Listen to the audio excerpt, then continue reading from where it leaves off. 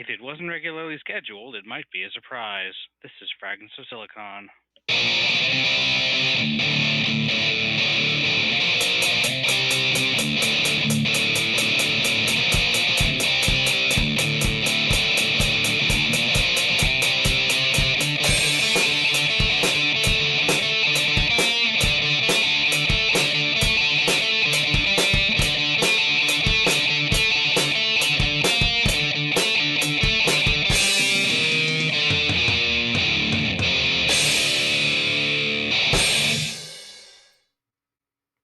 All right, welcome to another installment of the Fragments of Silicon. I'm your host Adam. Joining me as always, the regular crew.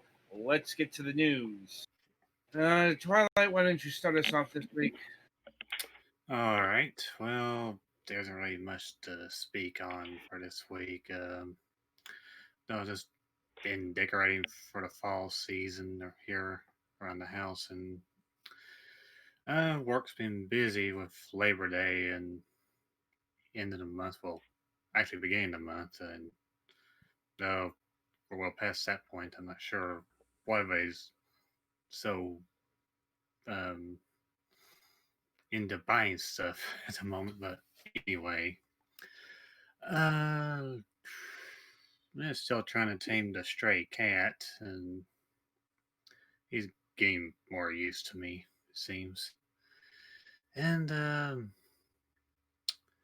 I've just been playing the game for this week, and that's about it. All right then. Galix, you're up. Not a whole lot around here, I don't think. Didn't do a whole lot over the long weekend. Mostly took care of a couple things that needed to be taken care of around the house and stuff. I got the cleaning this week done early, so hopefully I'll be able to hang out with my friend on Friday because we've decided that that's a thing that we can do again as long as we don't sit together too closely and stuff.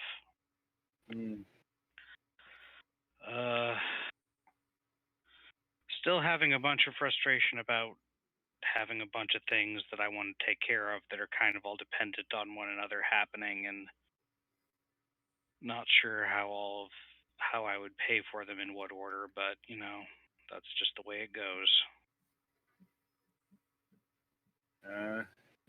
No doubt. And I guess that's it from you this week. Nothing particular in video gaming. Still replaying Breath of the Wild. I'm done with two of the Divine Beasts. Honestly, pretty close to the third because I'm doing Rito next, and that one's always short. But I've been sidetracked by running around and trying to get my clothes upgraded and stuff.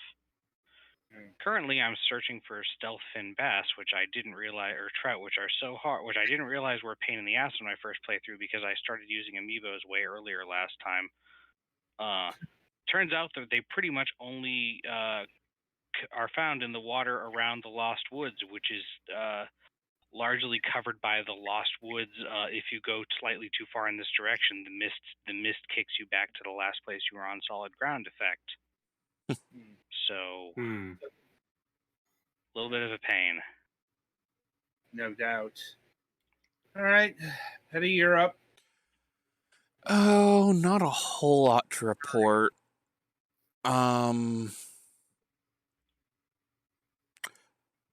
Tomorrow I go see the neurological eye doctor for a follow-up, so yeah, that's gonna be fun. And then as far as gaming stuff goes, I rented Final Fantasy VII Remake. So that's been fun. All right. And yeah, I think other than that, pretty uneventful waiting for my mom's surgery on Tuesday. This is my go. Yep. It seems like I was the one who had eventful things happen during the week. I think I mentioned this last week, but last Thursday I went to see my brother's new place for the first time. honestly, it looks remarkably like the last place he had here in Florida. Almost uncannily. So that like the complex may be owned by like the same company or something like that. So you get the or same you design. contractors with the same, or not the same contractors, but the same like architect plans or whatever. Something like that. Similarly sprawling.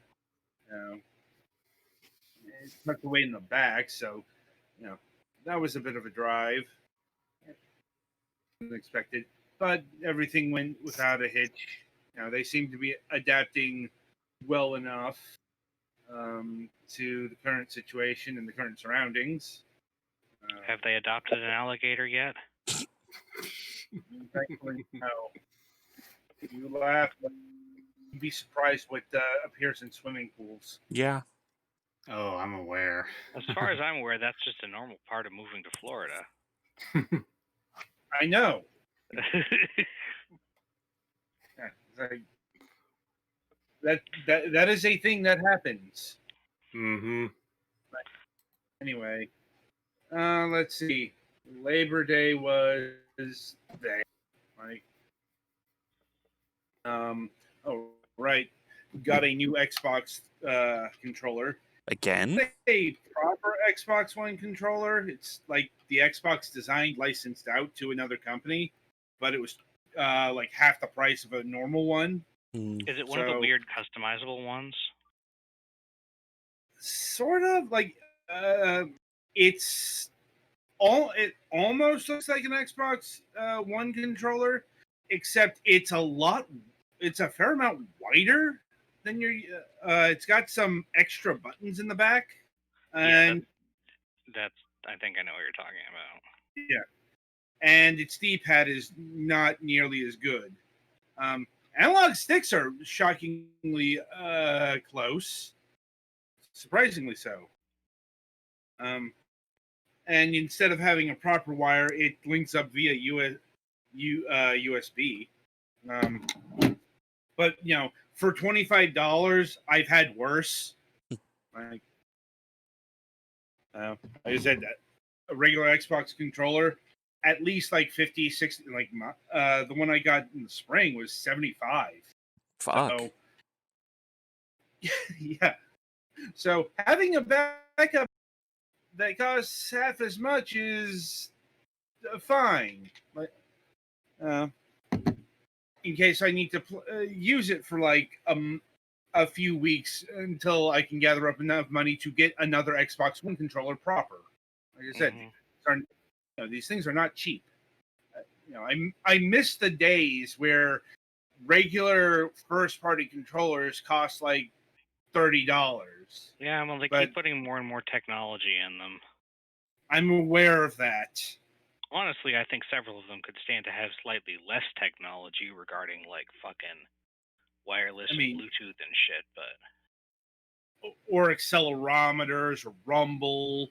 God, like the PlayStation 3 had, like the DualShock 3 had so much tech crammed into its little shell. The 4 has more.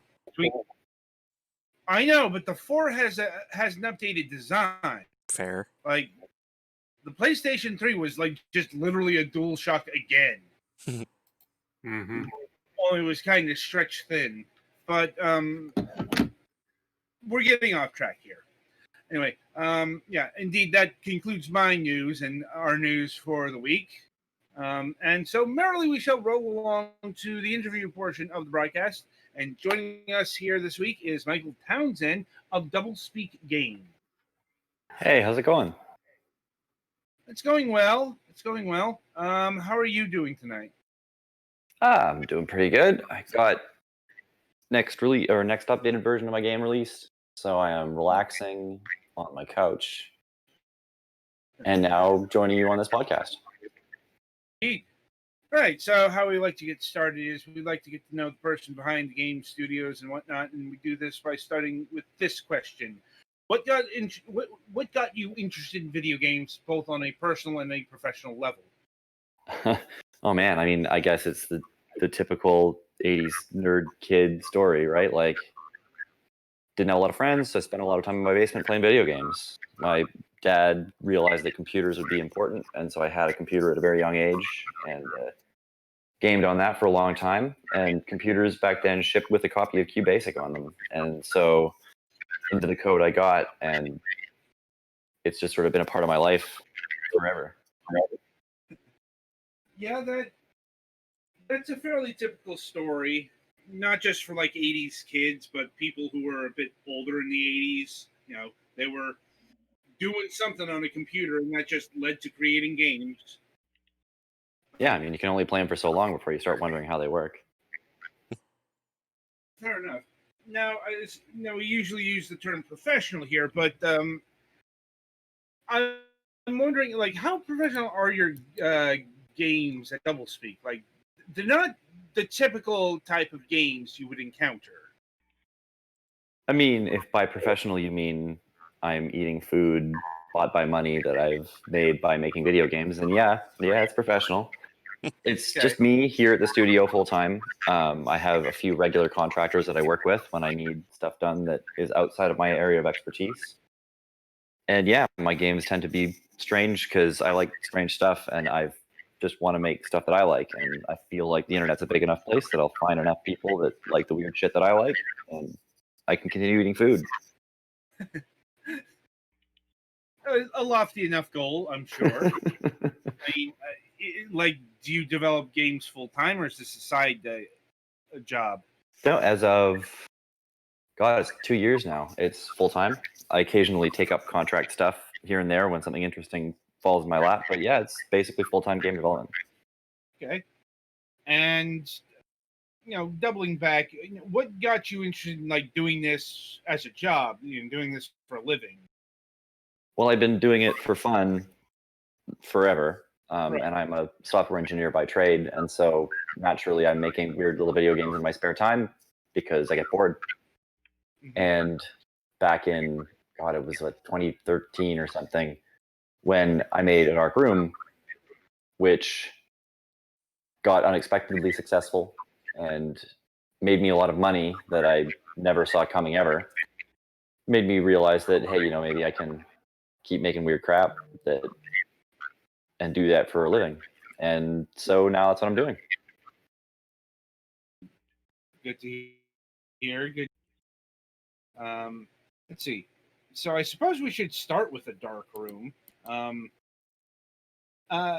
indeed, I see a general theme in some of these games in that they would be classified as. Are you familiar with the term interactive fiction? So I'm familiar with the term interactive fiction. Okay. Right, and for those who aren't, these are like stories where you can change the narrative in various ways. Speaking of old school, this is something that goes all the way back to mainframes in the 70s. Awesome. Cave Adventure, Zork, what have you. And like a dark room here is very in that kind of style. It's different in its own way, but I can definitely see the interactive fiction heritage here. Yeah, there's some Zork and some Rogue in there. There's a lot of modern stuff too, right? Like it's based almost completely on an earlier game by a French developer called Anyway. The game is called Candy Box, and that spawned a whole bunch of weird little games based in web browsers about waiting for numbers to go up. You can leave them on a tab while you're working. Come back to them every now and then. We got games like Cookie Clicker came after, Universal Paper Clips, games like that. If you've played any of them. I played things along the lines of, say, Cookie Clicker, but not like the actual cookie. Yeah. So it's spawned a whole bunch of offshoots. Right. And what was your particular take on that formula? So I played Candy Box, in a web browser while I was working my day job, and was immediately fascinated by how it surprised me. It started with a really sparse screen, just some candies ticking up, and as that number increased, your options grew. And the game sort of progressed in a total nonsensical stream of consciousness kind of way. And I was playing it and I was thinking, oh man, you could do a really compelling story where the narrative expands in lockstep with the mechanics. And so that's what I set out to do. And what sort of narrative were you trying to craft with this game? Oh, that would be spoiling it, wouldn't Well, not necessarily. I mean, unless an overall synopsis is a spoiler. it? And I mean, it kind of is, right? Like, you start this game knowing absolutely nothing about the world that you're in, or the role that you're playing, or the context in which you find yourself. And it's only by waiting and exploring that you learn these things. So, I mean, You're all I in can a really room, tell you. it's dark. Yeah, all I can. You're probably not going to be eaten by a group, but you're not even sure about that. Yeah, it's very, very possible that you're going to be eaten by a grue. And so, yeah, kind of any mention of the overarching story would kind of be a spoiler. Though I can tell you that it's a game about construction and exploration, and finding out more about your place in the world. See that? Now, and I imagine things are like, directions are northeast and Dennis. And like, is it a long game? Is it a short game? Like, I'm not sure exactly how to delineate time with something like this. Yeah, so I mean, it will take a while to play it, because it's all built on timers and you have to wait for things to go up, and the whole intent is for you to have to wait between story beats. The iOS game is actually a little faster. It's designed more to be interacted with directly, but still probably like a couple hours. And is it multiple choice? That is to say, branching paths, or multiple avenues, one destination, many destinations? You do get to make some decisions in the game, but the path that you walk is fairly linear. I'm trying to tell a particular story. Okay. All right. Well, fair enough, I suppose.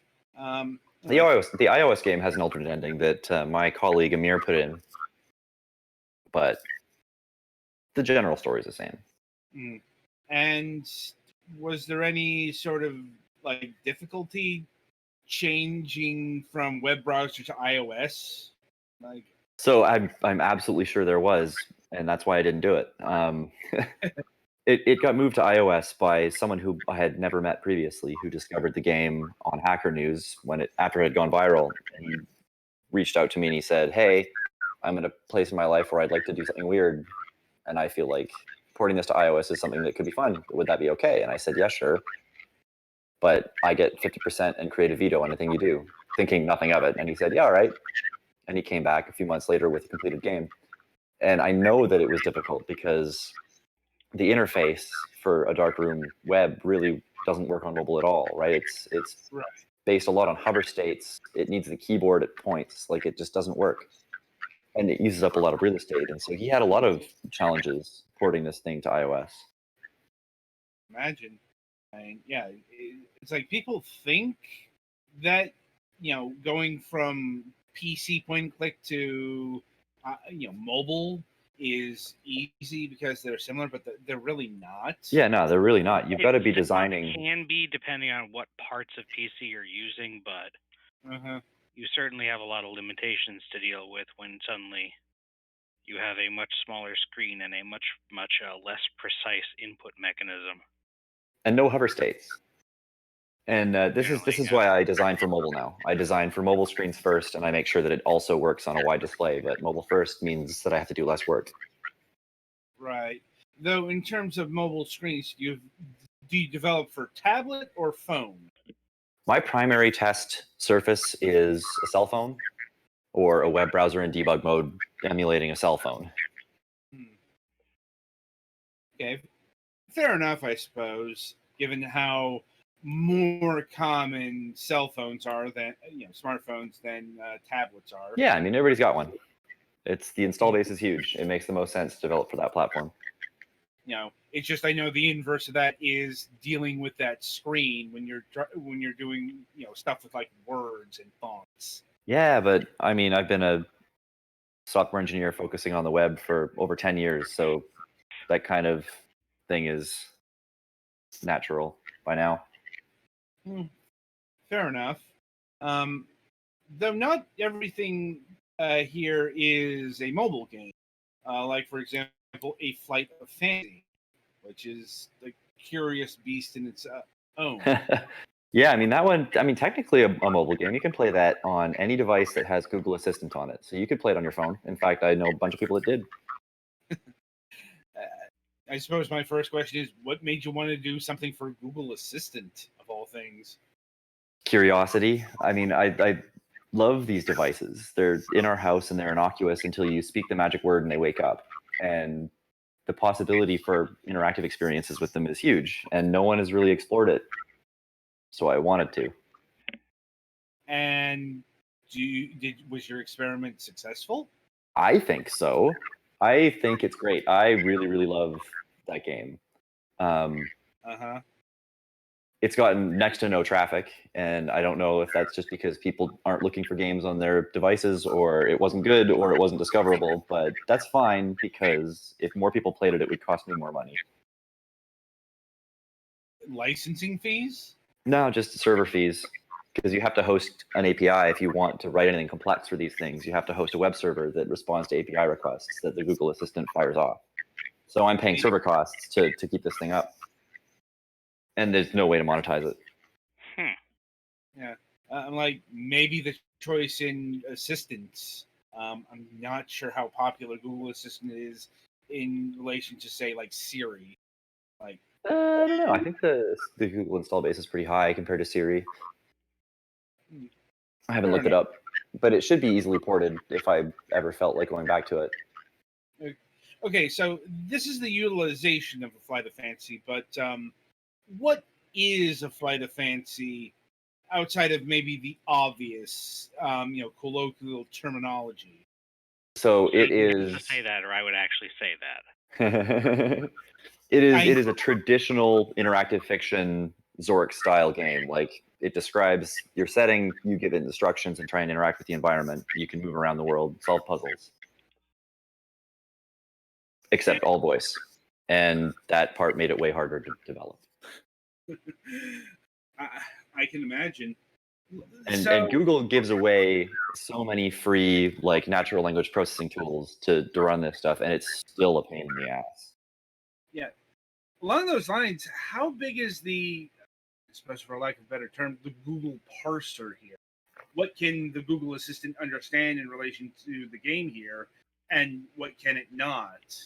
So I built it to respond to basically anything that you can say to it. I play tested it like crazy. It is the most play tested game I've ever built. And I would get people to sit down in my living room and talk to this thing, and every single person that sat down talked to it different.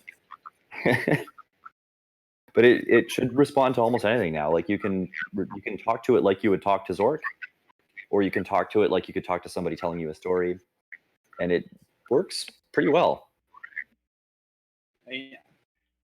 I would hope that it understands a bit more than what Zork understood, since it certainly does. Once again, for those who have never experienced a Zork game, old text parsers had very limited numbers of verbs they could do, and also very limited numbers of like specific syntaxes in which you could actually apply them. Yeah, it's gotten a lot more sophisticated now. So Google has a machine learning backend, and you give it examples of a command that someone might do, and it will interpolate, which is pretty cool. So I've got, there's a million ways to say, take that stick. Mm-hmm. And the machine learning kind of knows what you mean.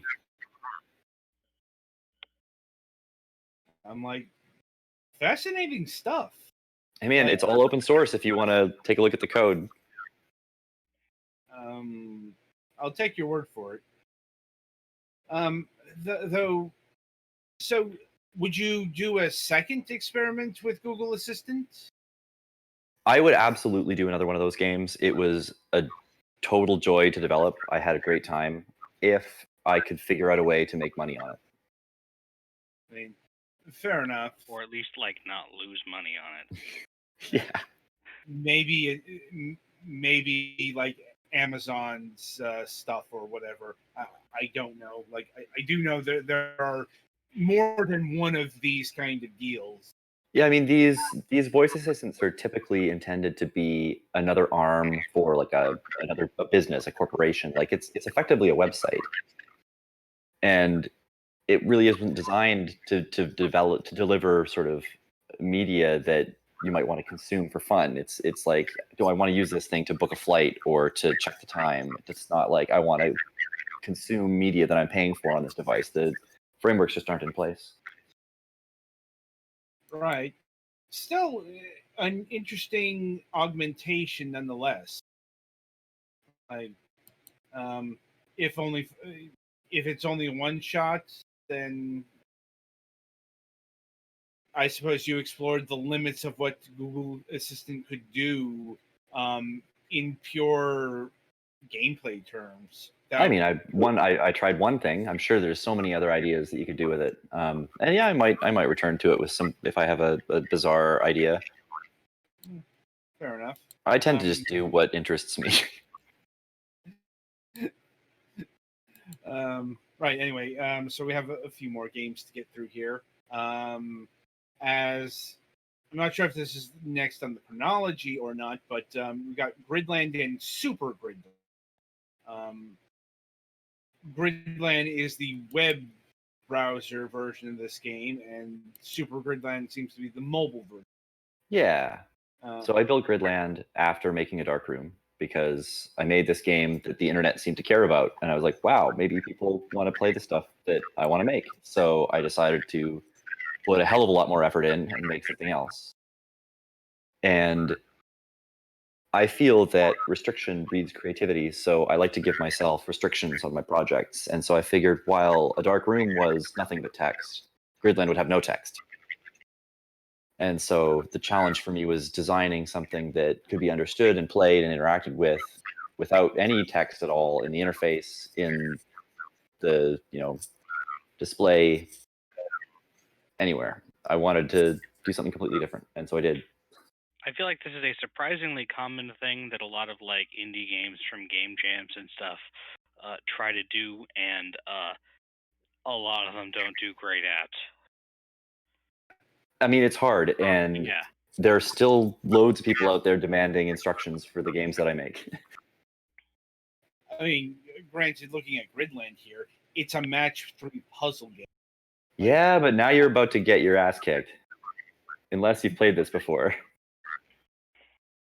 Like, well, it's not me who's playing. Yeah, it's petty, but yeah.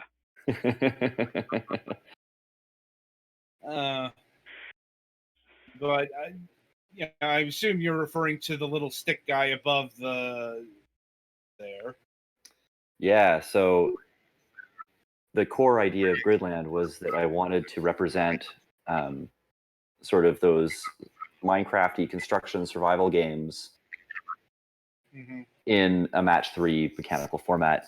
And so the day-night cycle is super important. And the day-night cycle in games like Minecraft give you this difference in kind, where during the day you're collecting things and building things and you're feeling kind of safe.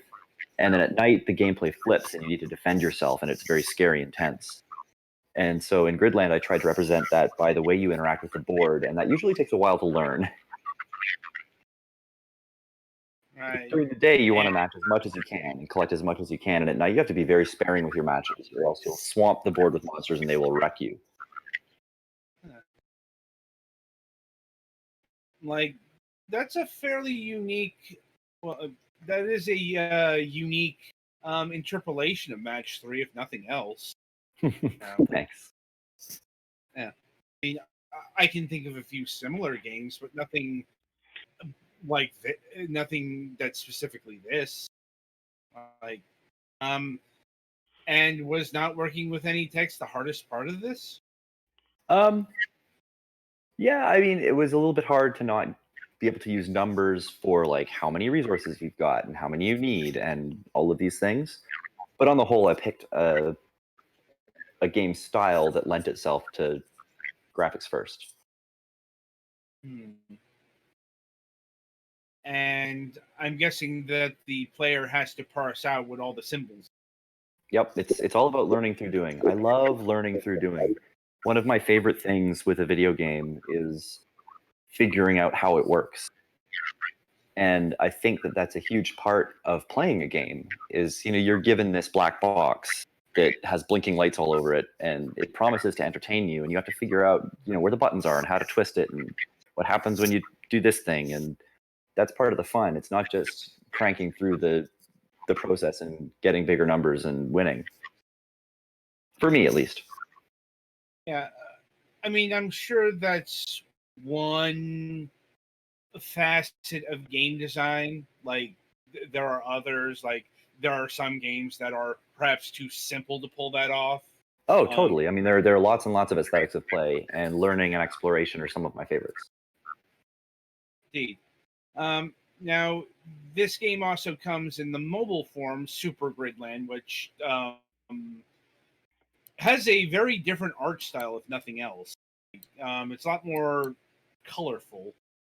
Yeah, so I was being cheeky. I thought that if this was going to be the 8-bit Gridland, then I would do the thing that Nintendo did when they moved everything from the NES to the SNES. They just slapped the word Super on the front and amped up the graphics.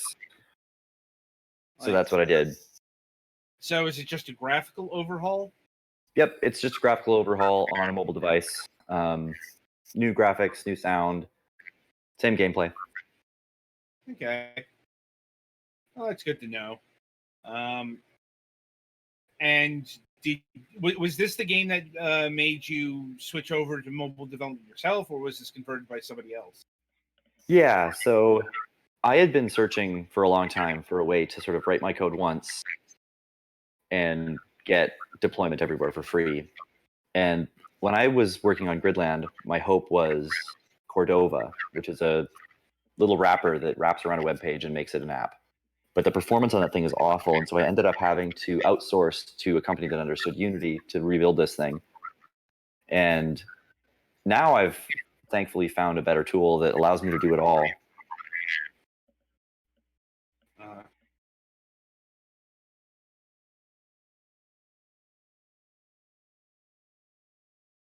Adam?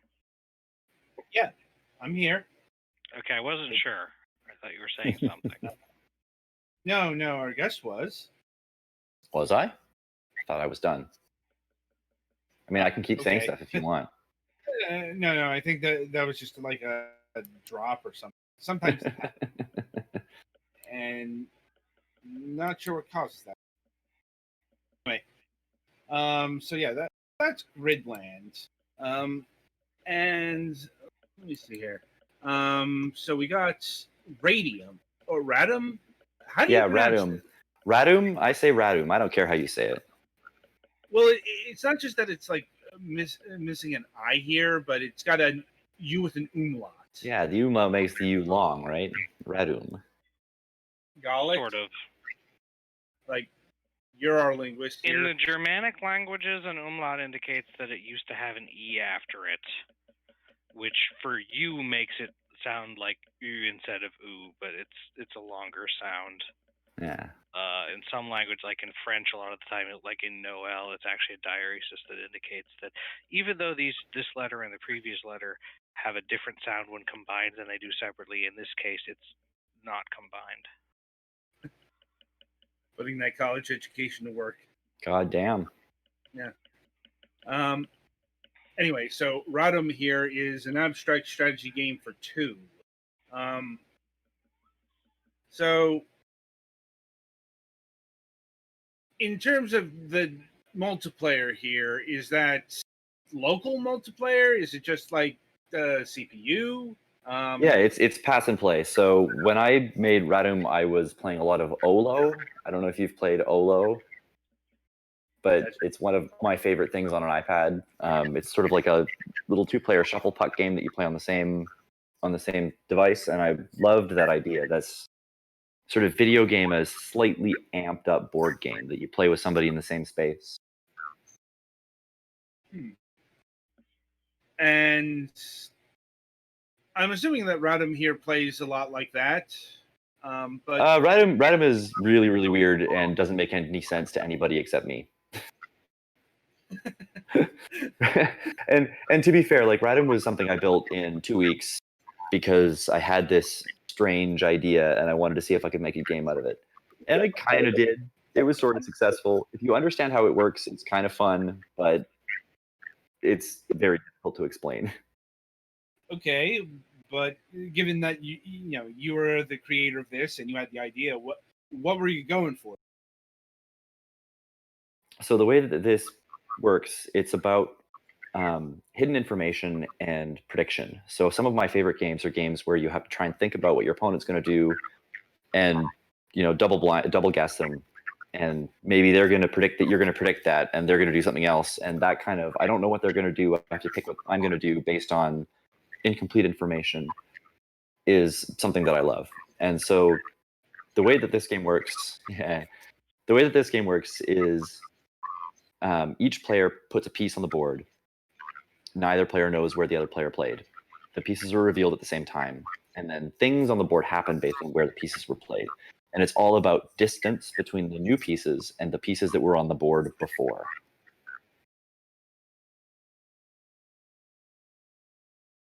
That is a bit convoluted. Yeah, it's super complicated. I had this idea and I iterated on it a bunch and I made it sort of into a game, and it's super complicated and weird. But at least I tried. Yes, I suppose you did. Like, like I said, it's kind of hard to commentate with this one since it's a very esoteric idea executed esoterically. Yeah, exactly.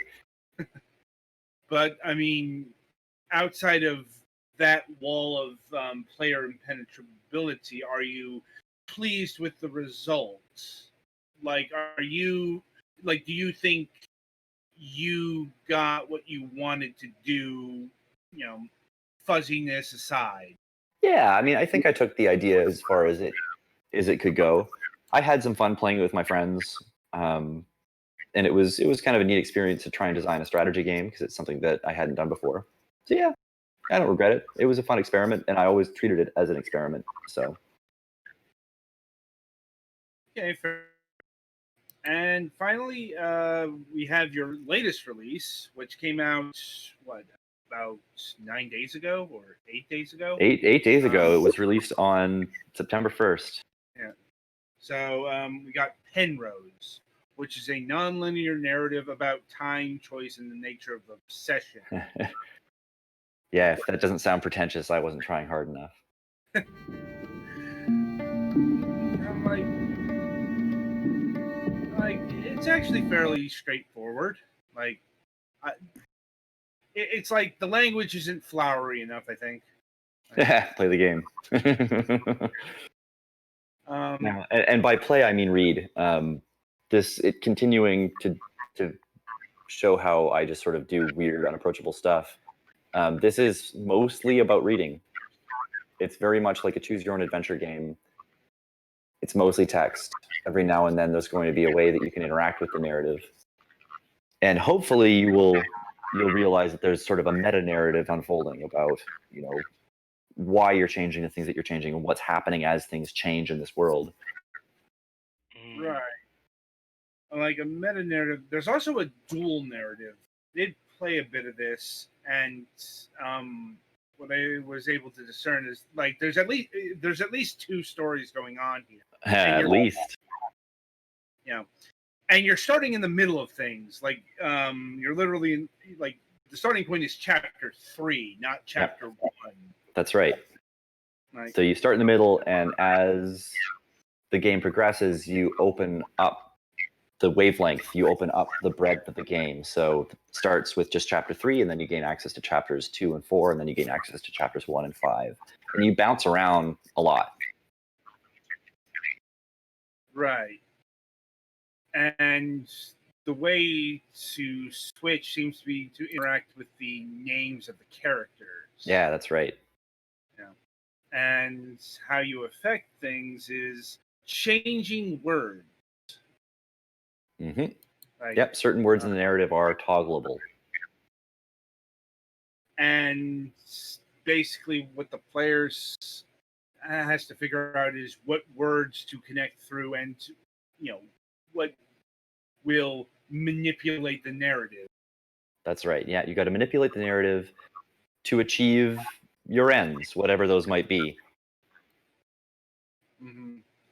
And as far as my first question in regards to Penrose here is, where did this idea come from? Oh man, lots and lots of places. I suppose quantum multiverse theory is the best place to start. Well, I'm glad we're starting simple then. The idea that whenever a quantum decision is made, the universe splits, and two universes now exist. One where decision A was made, and one where decision B was made. And by this reasoning, there are an infinite number of universes, all slightly different, ranging in all different possibilities of existence. And I love that idea. Mm-hmm. Like, I'm reminded of Community for various reasons. But also I wanted to do an interactive narrative in a way that hadn't been done before. Like interactive fiction, Zork style games, that's been done before.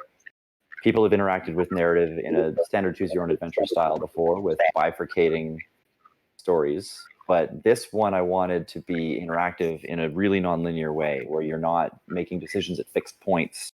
And it's not like, you either go down the left path or the right path. It's about a series of overlapping variables that cause ripples of effect. Right. So, is the story here handcrafted or is it digitally generated? No, I wrote this. It's the single largest thing that I've ever written. It took me almost a year. There's 50,000 words in there, and that's, to any writers out there, that's slow as crap. Yes, I know. Well, yeah, but Well, you have to make sure they make sense in more ways than usual. It's not Also, like you're writing is hard. No doubt. But it's like it's extra hard when you're tinkering around with experimental gameplay models. Yeah, that did add a little bit of difficulty. Oh. And now, in terms of like the non-linearity, once again, like, is that like, does that affect just like the middle portions, or are like the beginning and end set? Like, is there one beginning, one end? Oh, I mean, there are plenty. There are multiple different beginnings and ends of the linear narrative. So, right, there is one end to the game. But if you're reading this as a story from chapter 1 to chapter 5, there are lots of ways that it could play out. There's only one ending to the game, though. Okay. And it sounds like there are lots of ways this thing can flow. Yep.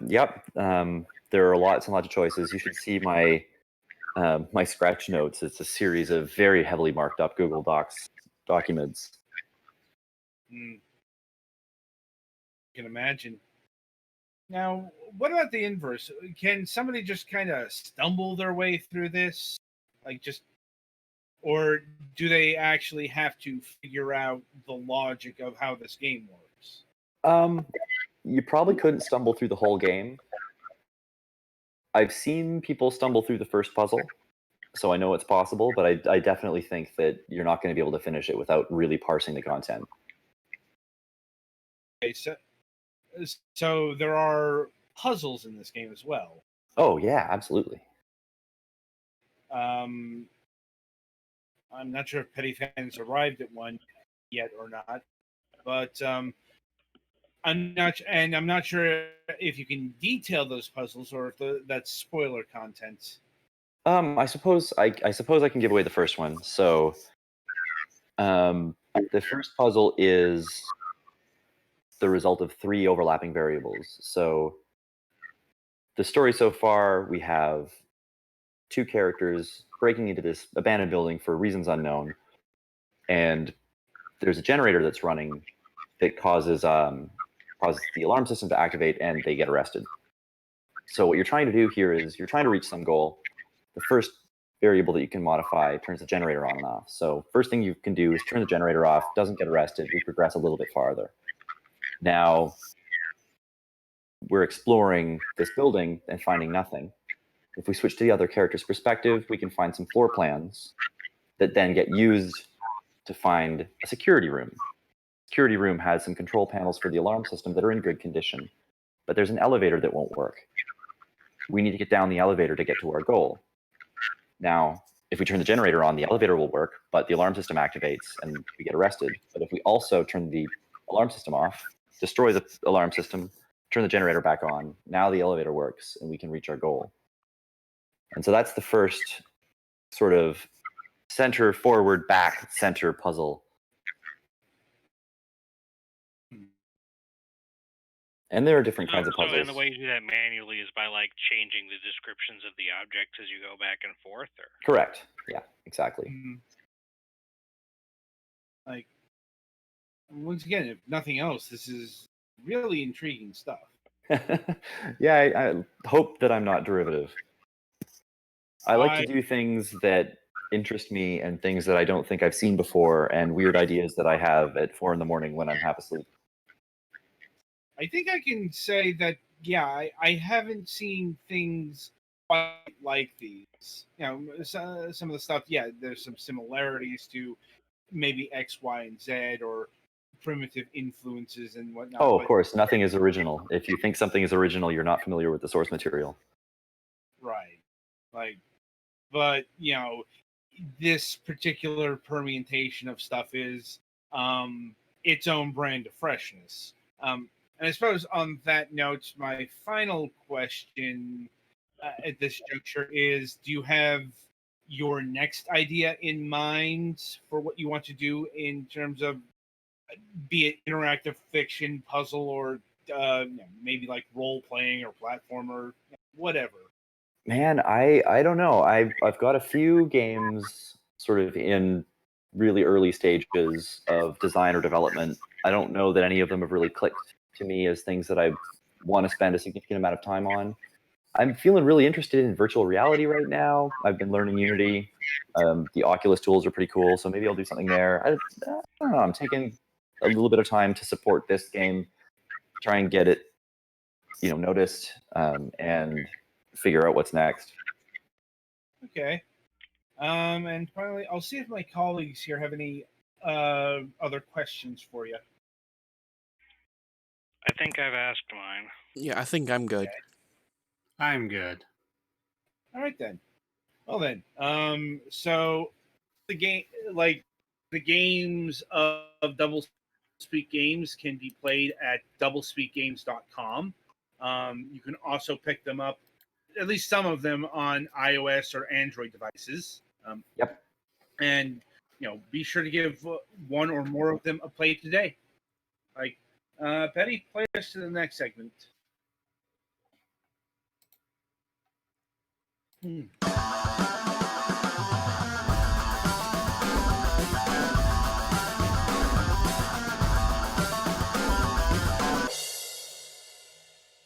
All right, welcome to the topic of discussion. And it's been one of those weeks where, like, all of the news came out.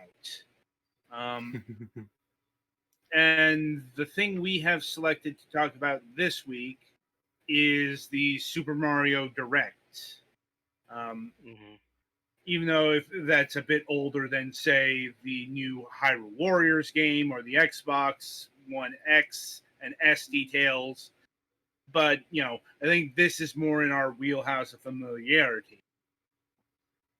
And plus, there was a lot of stuff in the Super Mario Direct.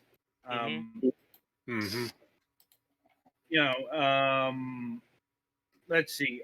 I suppose we should start with, the big controversy, and that's Super Mario 3D All-Star. Not the thing. No, wait. Is that the one that? Yeah, that's the one where they're only making it available for a while. Yeah, till next March. Parenthesis, and then probably they'll be available separately or something afterwards. But though that's right. unconfirmed. That hasn't been officially stated yet. What we do know about Super Mario 3D All-Stars is these are optimized versions of Super Mario 64, Super Mario Sunshine, and Super Mario Galaxy. And they're doing what they did with Super Mario All Stars back in the day, and that's packaging them together. Like, and this is going to be released in a few days here. Actually, what was it? September 13th or no, September 18th. So that's like, that's like what, a week away? A little over, but yeah. Yeah. Still, like, this is Nintendo's next major release when you get down to it, and yeah, like the old Super Mario All Stars package, this is being enhanced for modern devices, or as in the Nintendo Switch.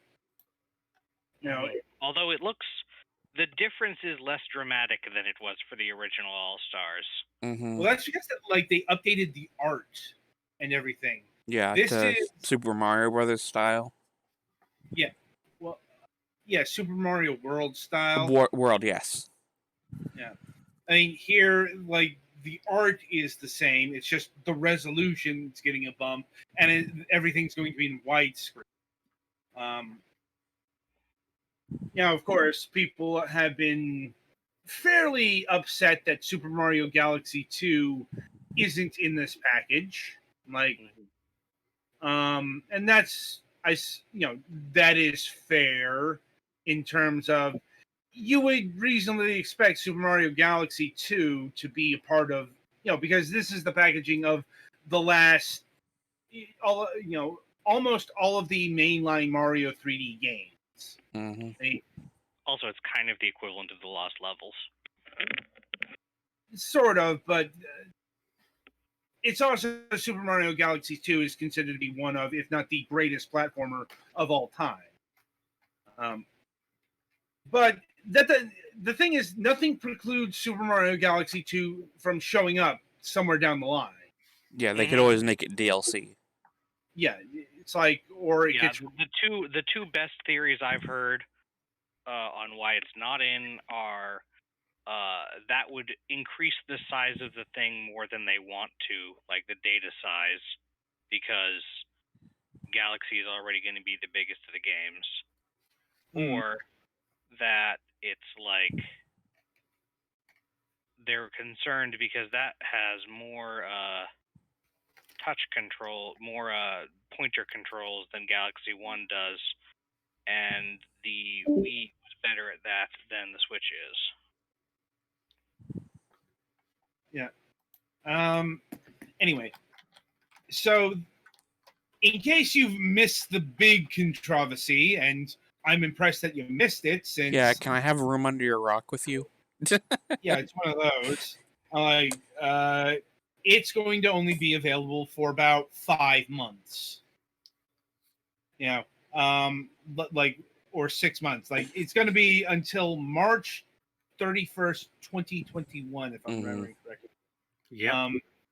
Which is a fairly short window of time. And the bigger problem is it's not just the physical release. It's it's also not going to be available digitally. Yeah, they'll be delisting it. Yep. Which is, quite frankly, nonsensical. Like, there is no reason for this game to get delisted. Unless they just really need to amp up this sales in this thing particular. Yeah, it's like it's suspected that this is just pure FOMO manipulation. Yeah, artificial scarcity. Yeah, it's one thing if you're doing this with the physical release, because that a lot of Nintendo games get a short print physical run anyway, so yeah. But just saying, no, we're going to pull the digital version of this. I mean, scalpers are already starting to put this shit. I'm like, the game's not even out. Yeah. Okay, first of all, the game's not even out yet, and it's also there could be literally millions of copies of this by the end of it, because once again, this isn't a niche release. You know, this isn't like Captain Rainbow or fucking Custom Robo or something Captain like Rainbow. that. I'm like, you know, this isn't. Hey, let's put Aura Climber on a fucking cartridge. Like, no, these are mainline Mario games. Mm-hmm. I'm sure Nintendo's expecting sales of literally millions. Like, and I mean millions upon millions. You know, it's not going to be a rare thing. Yeah. Limited, No. sure. But this is like what happened with the Super Mario All Stars on Wii. I mean, yeah, they made it a limited print run in the sense that it was only going to be available for a while before they reprinted it. But it's also the initial run sold 2.5 million copies. Like, you're probably not going to get no $300 for 3D All Stars. Here's what I'm getting at. On the plus side, that might mean a bunch of scalpers are super disappointed. So I I'm mean, okay with scalpers being disappointed. yes, that's why I said plus side. yeah. But maybe Nintendo will change their mind. Or they'll maybe- fucking split it apart, and that'll be the start of the Virtual Console on Switch. Or they'll add some dumb thing. Yeah.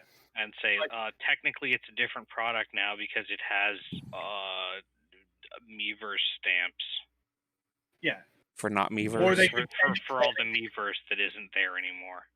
Or they'll sell each one individually, like for $40 or whatever. I wouldn't put it past Nintendo to do this. Usually they had their like Wii games for about $20 on the Wii U, so I would imagine they'd shoot for that price. Yeah. Especially if you can get them in a 3-pack for $60. Yeah. The point of order is we know what the limits are in terms of the initial window, but we don't know what's going to happen exactly after that. Like, anyway, other things that got revealed. The other big one. Well, one of the other big ones was Super Mario 3D World plus Bowser's Fury. Super Mario 3D World has been expected for some time now. It was a question of when, not if. Like, when they're pulling up like Pikmin 3, Super Mario 3D World was going to get plucked sooner or later. It's just it's the later because I'm assuming COVID. Well, it's also because of the developmental team. So Super Mario 3D World plus Bowser Fury is a co-production between Nintendo's EPD, the One Up Studio, and the Nintendo Software Technology Corporation.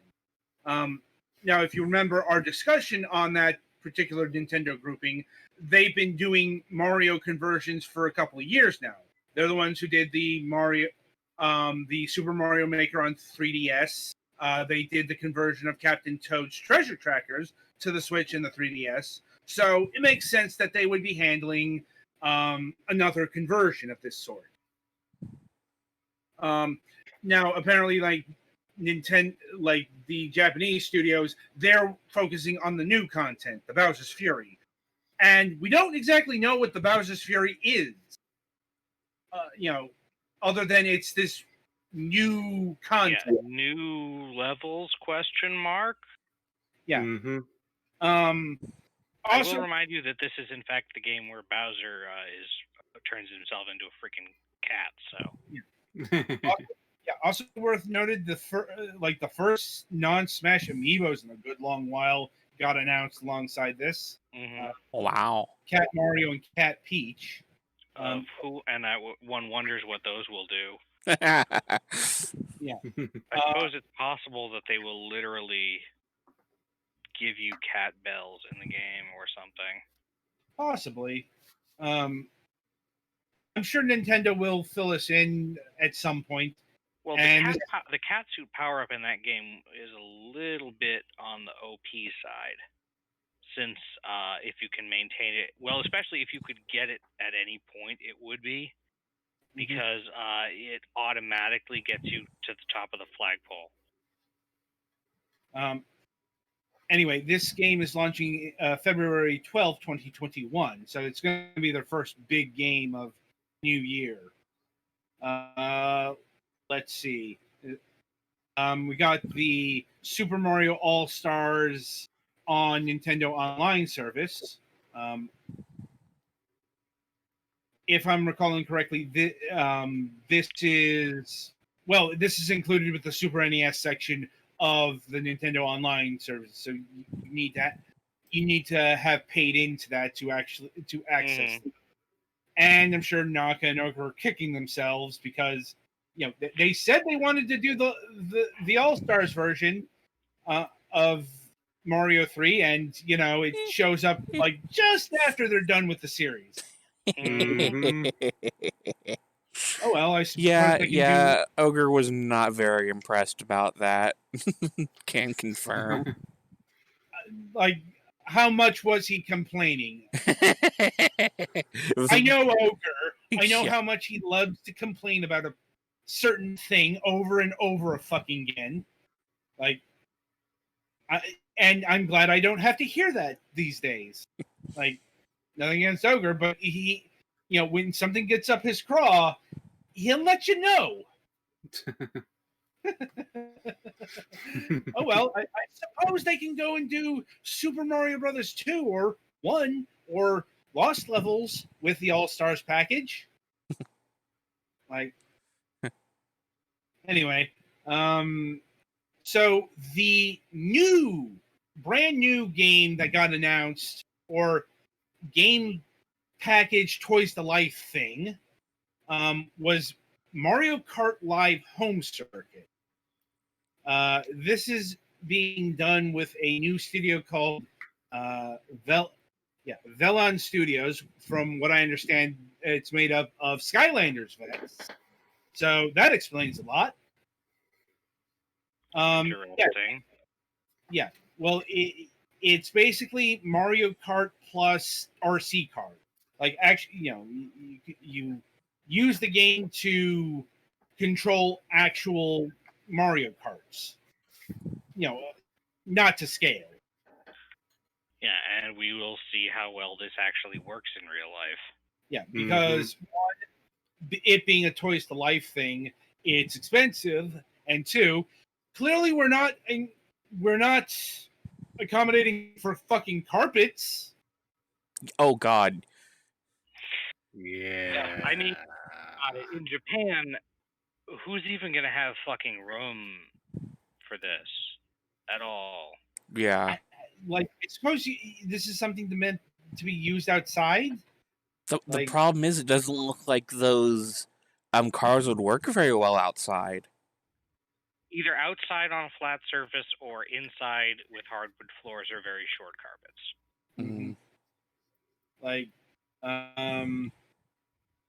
Yeah, and the suggested retail price of this is $100. And that's just for one of the It's characters. a fairly quality-looking RC car majig, so not shocked that it's higher than you'd want it to be. Yeah.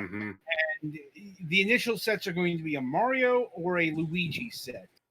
Not sure if they're going to do other kart, and we don't have an idea of the different racers in this game other than Mario and Luigi.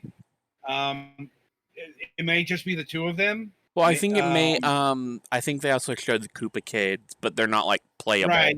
The game itself, because it's an actual AR game, has NPC opponents. Mm-hmm. And obviously NPC items. The toy does not actually fire turtle shells and shit. Damn. And this is coming October 16th, so it's one of their October games alongside Pikmin 3 Deluxe.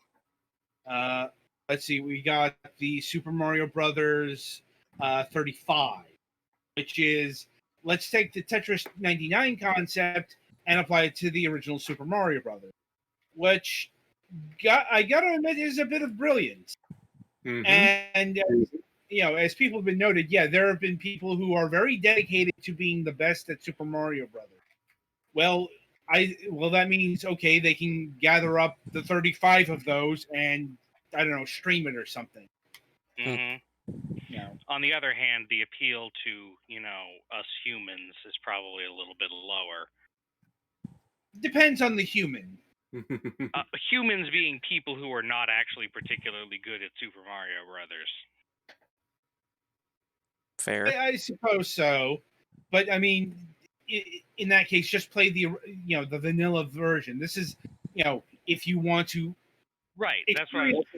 Well, I guess what I'm leading into with that idea is that this is another game that is only available for a limited time. Asterisk. I bet if it's super popular, they'll find some way to make it still available afterwards. But I'm not going to be super crying for it because I'm probably not going to even play it. Mm-hmm. Yeah, it's coming October 1st, and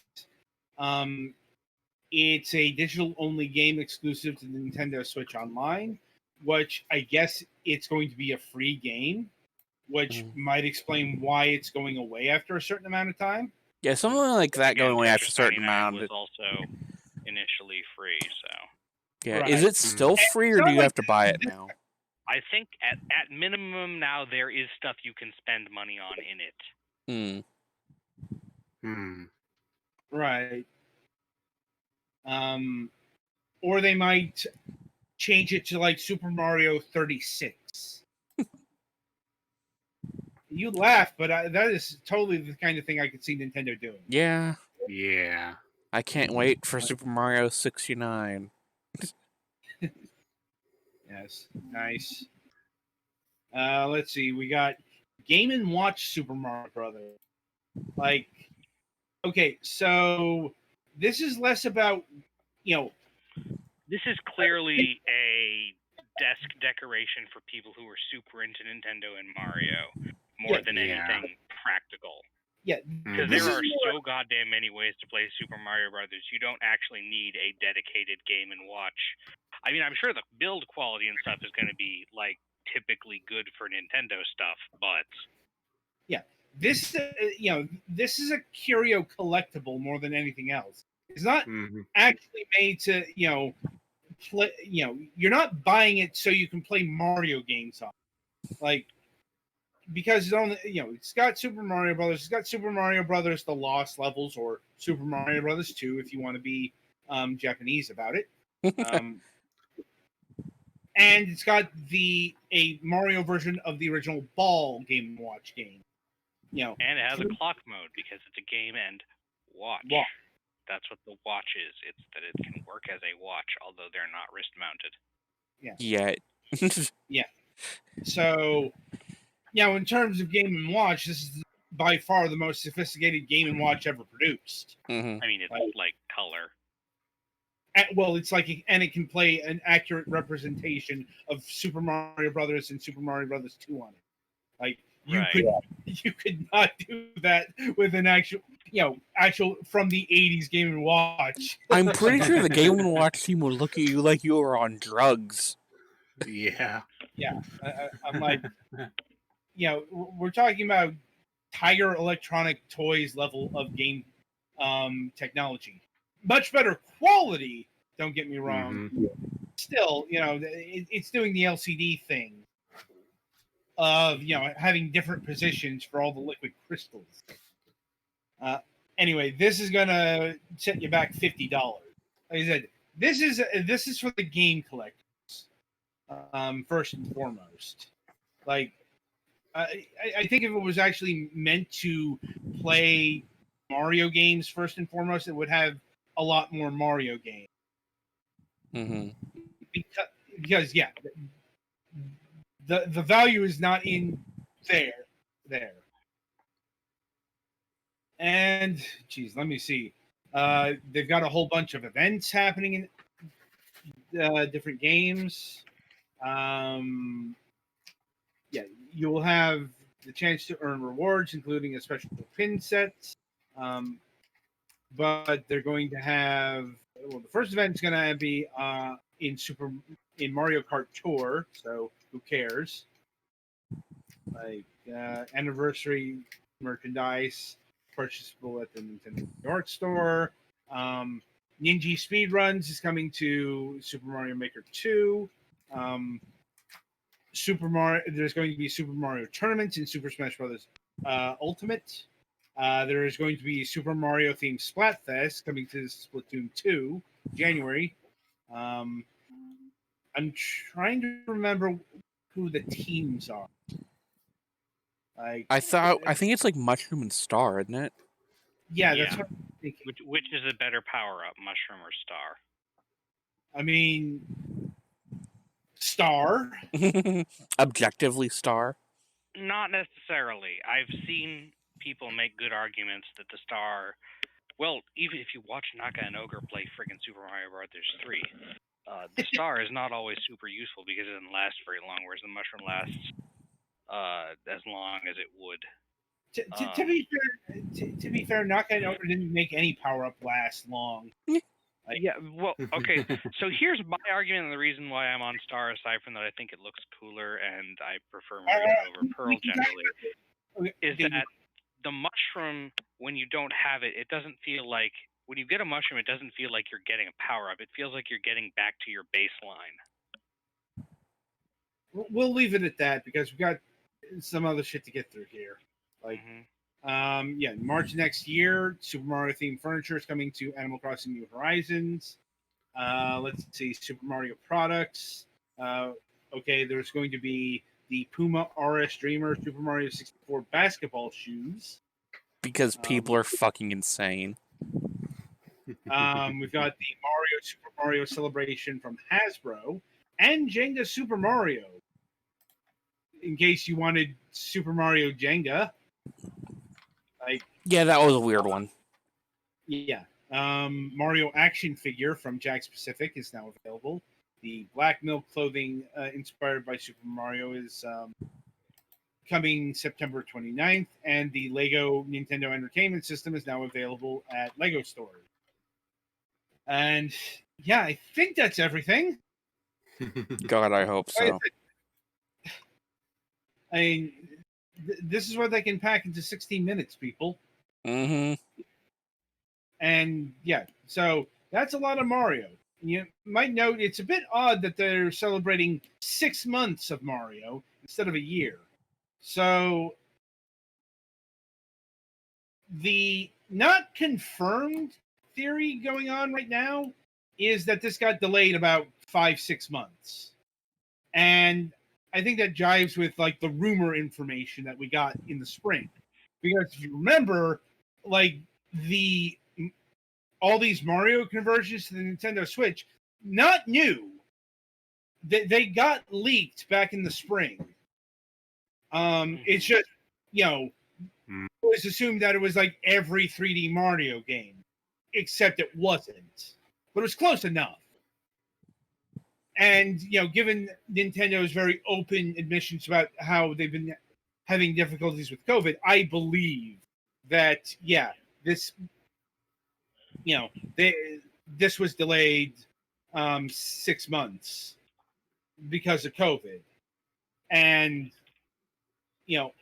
I imagine that at one point Super Mario 3D World was going to be the November title. We have since learned what the November title is going to be because I knew Nintendo was not going to leave November blank. Like the biggest retail holiday month of the year, no, they're going to have something there. Didn't know what the something was, but we know now. It's Hyrule Warrior Age of Calamity or Apocalypse of Destruction or whatever the Japanese title. Apocalypse of Destruction is a bit of a awkward. I mean, it's not inaccurate, but it's a bit awkward. It's apocalypse in the full sense that also means revelation. It's like it's literally the word used for the revelation of St. John in the Bible and stuff. and the kanji for it roughly mean more like revelation than specifically being about the end of the world. And disaster is also the same word that they use for calamity Ganon. So personally, I would have gone with revelation of And calamity, but not your naming convention. Anyway, so that'll about do it for Mario here, and that'll about do it for this installment of the Fragments of Silicon show. Be sure to join us Friday, September 11th, as we'll have Olivier Lerieux of Ian Games on the program.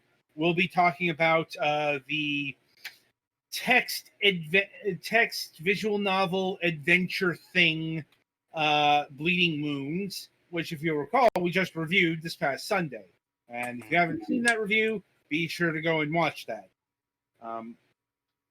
Anyway, and speaking of reviews, coming up on the Sunday reviews, we will have reviews of Election Year Knockout, Max and the Book of Chaos, Jisei, The First Case HD, and Destroy All Humans.